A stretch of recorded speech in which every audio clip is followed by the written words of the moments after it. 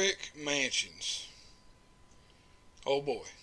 Let me just tell you on the front end, this is honestly one of the worst movies I have ever seen in my entire life. That is no exaggeration. This thing is terrible. If you're trying to decide whether or not to go see this movie, don't. That simple.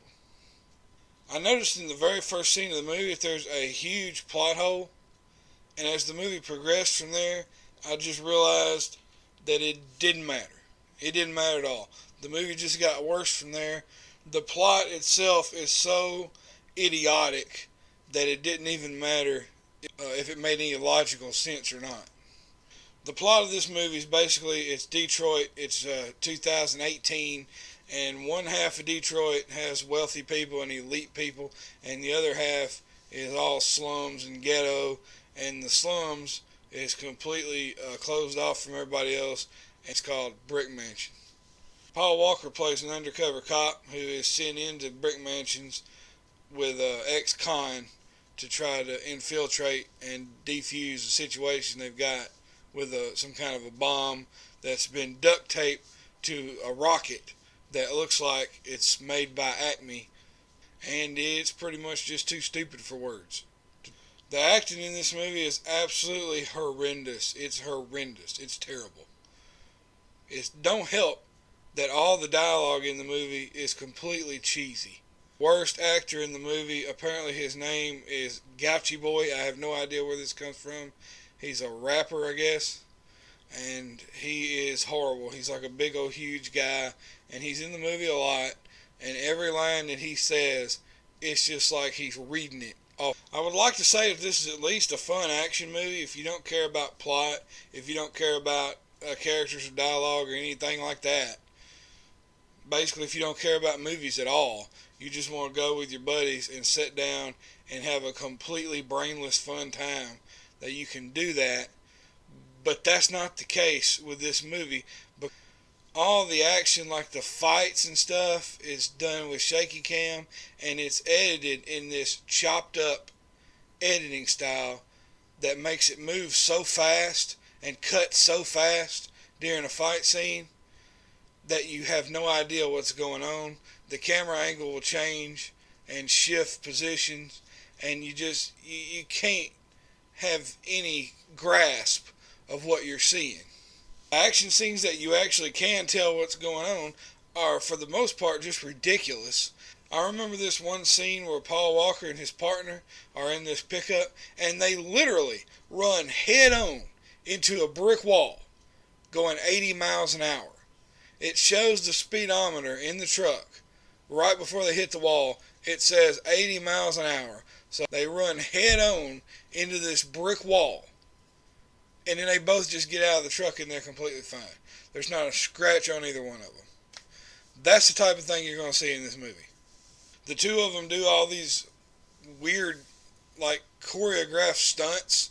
Like, they'll be walking along and they'll just kind of look at each other kind of sly-like, and then one of them will count to 3, and then they'll just engage in these series of, like, backflips and drop kicks, and they're doing everything the same. And it's just like a big choreographed stunt that they just knew the other one was going to do, like they're reading each other's mind. There is so much gunfire in this movie. There are millions of rounds expended in this film.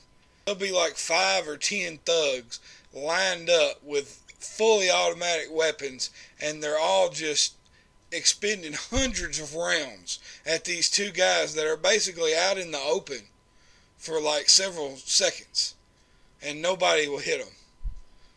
Nobody gets hit in a gunfight in this entire movie. I don't think there's 2 minutes in this movie without a gunshot, and nobody ever gets hit one time in the entire movie. There's one scene I remember in the movie that really made me laugh really hard, but I wasn't supposed to laugh. It's where Paul Walker and his partner get captured, and they throw them in this cell, and they put them on their knees, and they put their hands on their head or whatever, and they tell this big guy to watch them. So they're sitting there, and they're discussing their plans to escape. and they're talking to each other just in regular voices. And the guy who's guarding them is literally standing right there. He could have reached out and touched them. And they're just sitting there discussing how they're going to get out. And he's just standing there like looking around. And then all of a sudden one of them starts to have a seizure, fake a seizure. And the guard's like, "Oh, what do I do? What do I do? You know, which way did he go, George?" And of course he just takes them right out of the cell. And they get away. And